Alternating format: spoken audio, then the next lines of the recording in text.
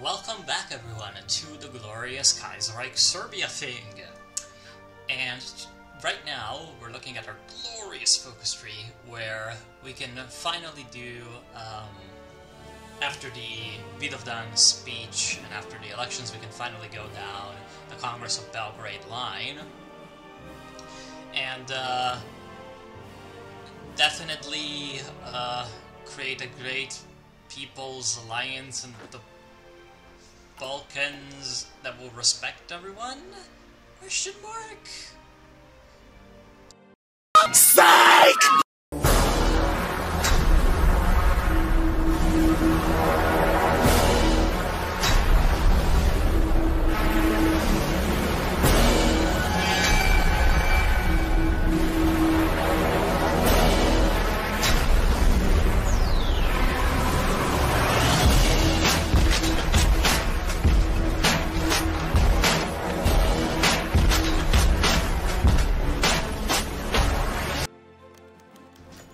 Anyway, as I said, as I mentioned in the last video, we have... Oh, what's going on with music? We have a bit of a problem with stability in this country. And, of course, yeah, safe's coming, just in case. Basically, depending on your choices in the pre-election season, of like who's allying with who, you're going to have different outcomes to different events afterwards. And in this case, we chose that the Chetniks did not get... Well, we chose the correct event response based on our previous choices. So, since we had chosen in the pre-elections events that the Chetniks were going to be allied with either the military or the civilians in the Radical Party, or sorry, not the Radical, the Republican Party, we chose the correct event based on that. And if you had chosen differently, then you would have gotten a different outcome. So, yeah, we're doing fine, we're alive. Or if you want to actually play as one of the coups, then you need to take that into account and, you know, tailor your choices to that. So that's pretty much how it works. And now the next issue that we have to deal with are these free timers that are under the Defending the Revolution missions. Basically, what we need to do is we need to complete certain focuses and certain, I guess, goals to avoid basically our government falling apart or us getting couped or some kind of like protest, unrest kind of thing going on.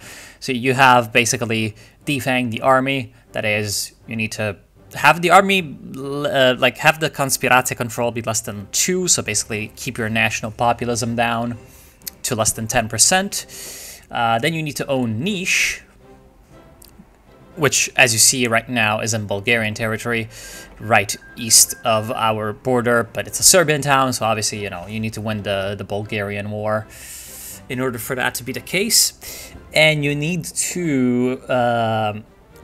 have less than 50 army experience, which is kind of interesting. Okay, so that's going to prevent the army from coupping you. Then you need to consolidate popular support, which relies upon, as you see, like not having Black Monday, having Niš because of course, you know, you need to take over places, and also having at least one of the focuses that are under Praktični akcionski program, or whatever, the practical action program. Basically, you need to have either the tax reform or the democratization or the healthcare reforms, and you need to have then you have the parliamentary requirement, which is basically, hey, your radical socialist popularity needs to be higher than a certain amount, or else your parliamentary coalition is going to collapse, and you know, whatever. So So you need to complete all those free objectives, and then afterward you can actually like fully take over the country. Because right now we're just basically kind of ruling in a coalition. And we're not really, we don't have the deep state is working against us. We don't have enough parliamentary support or popular support to just simply overthrow everything. And also now that we have completed the new Serbian Military Council focus, we are allowed to edit our divisions and build new divisions because we're out of the Treaty of Varholz. So we don't really pretend to be Austrian friends anymore. And eventually we're going to need to obviously form the Belgrade Pact to take on the Bulgarians, which is pretty difficult as the socialists because you also need to do all these other things to not get couped. So yeah, the socialists are actually relatively hard to play. Out of all the Serbian options, they're probably the hardest as far as I am aware, because again, you need to balance out your governing needs and the actual need to win the war against Bulgaria. And if you are the other factions, you're better able to draw on the Conspiratia, for example, which makes you quite a bit stronger in terms of what you can do with your military. So after a bit of build-up, we finally get to crossing the Great Morava, as it may. And that is obviously really, really great because, yeah, we're on a timer. So we need to take Niš, and that means that we need to win the war essentially before our timers run out. Now, we built up our army quite a bit. We've got some 7-2s, obviously, as you'd expect. And, yeah, we've got a few of them, which, you know, small army, but the, like, raw numbers game is going to be, I'd say, mostly handled by the fact that we're in an alliance of free countries. So 3v1, we're going to have overall more numbers than the Bulgarians. And so we can concentrate on the quality of our divisions. Now, for Austria, I don't know if that's going to be possible, but hey, we'll see. We'll see later. So basically, as you see now, we've got 90 days to win the war because the timers down there are at 90 days. And on Vidovdan, okay, on Vidovdan 2, the declaration of war begins. So my strategy essentially is to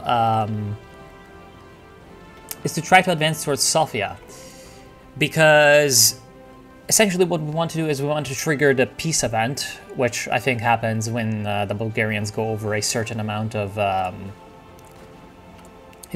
surrender progress.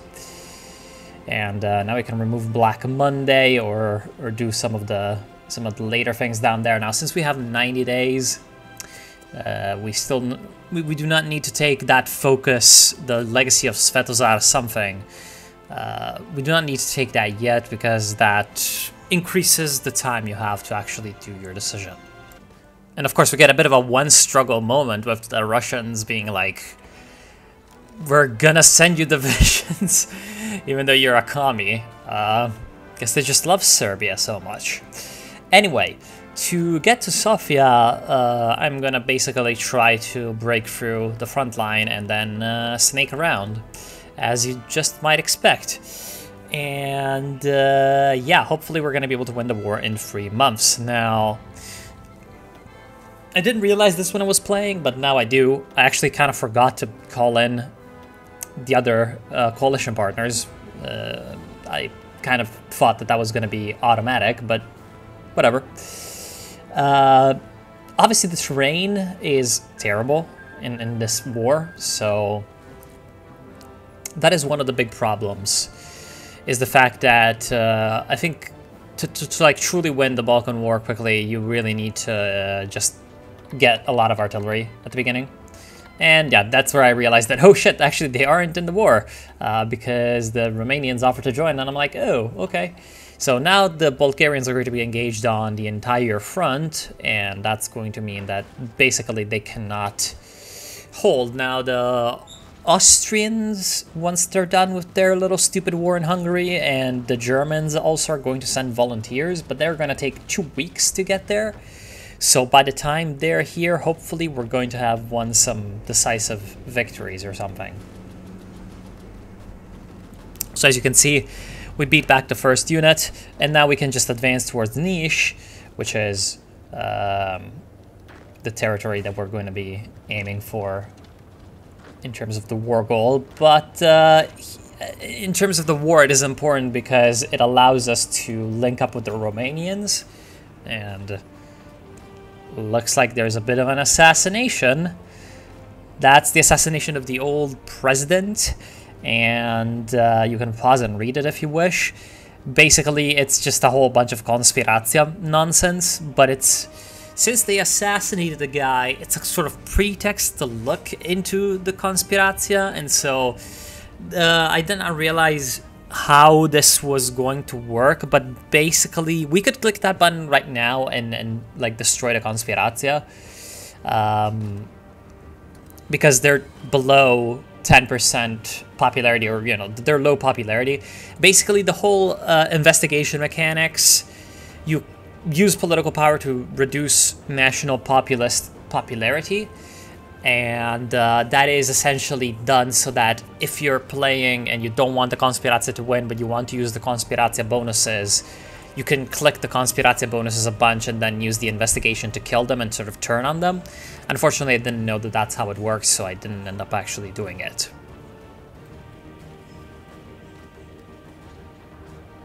And as you can see, we've also got another like little operation missions, which is to take over Macedonia in less than a month. I kind of like when mods incorporate these, like, you know, take over this place in like, you know, this amount of time, because it kind of like adds the challenge or whatever, and makes the gameplay slightly more spicy, which is it's always something that I enjoy.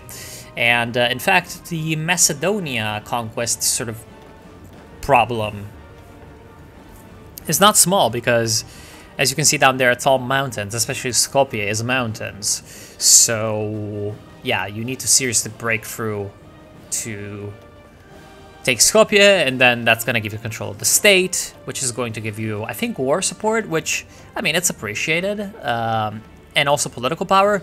And if you don't, then you lose political power, which is obviously pretty nasty in Kaiserreich, because political power is kind of scarce. And also you lose the war support, and getting war support is good, because war support is yeah, it's just going to be good overall. Like, you don't lose it when the war ends, so that's always great. And now that we've broken through at Niš, we can charge towards Sofia and also apply pressure on, I cannot read the name of that town on the Danube over there that the Romanians are attacking, but I'm sure you are able to. And yeah, now roads wide open. We have a cavalry division, and I'm using the cavalry division as a like quick get around type of deal. And now I do a bit of a switch on Skopje with the divisions that are now fresh. And hopefully I'm going to be able to take it, and yeah, I hope I don't get encircled down there. I think my division that is moving up to Niš will be fast enough. And there we go. Let's go to Sofia.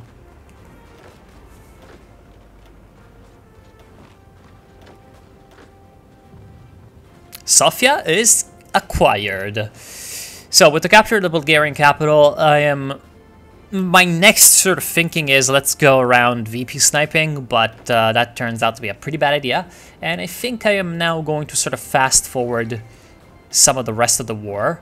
Because at this point, when the Bulgarian front is broken, it's going to be really, really difficult for them to oppose us in any way. Like, they just don't have enough troops. Like, I'm sure a human would be able to win this war pretty easily, but since the Bulgarian AI is not a human, they're not able to.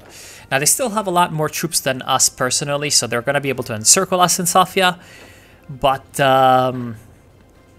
because our division is superior with artillery and all that, and Sofia is obviously an urban tile, it's going to be really difficult for them to actually break us and retake their capital. And since it's a VP, then we get supplies, And now we just basically need to wait for our allies to take the VPs on their side of the front line, which is going to trigger the peace event.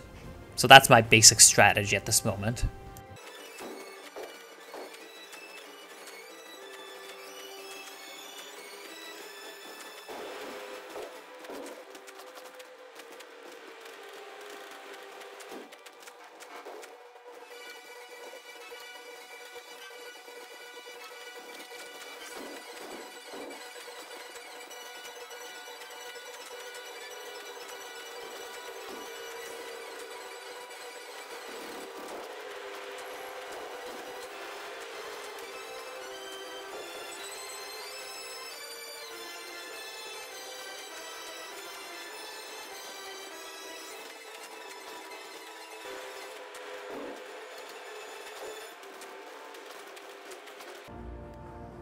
Blah blah blah, not much has happened in the meantime, and yeah, eventually we're just in a position where we've got a little bit left to go, but left to go, I mean to the timers.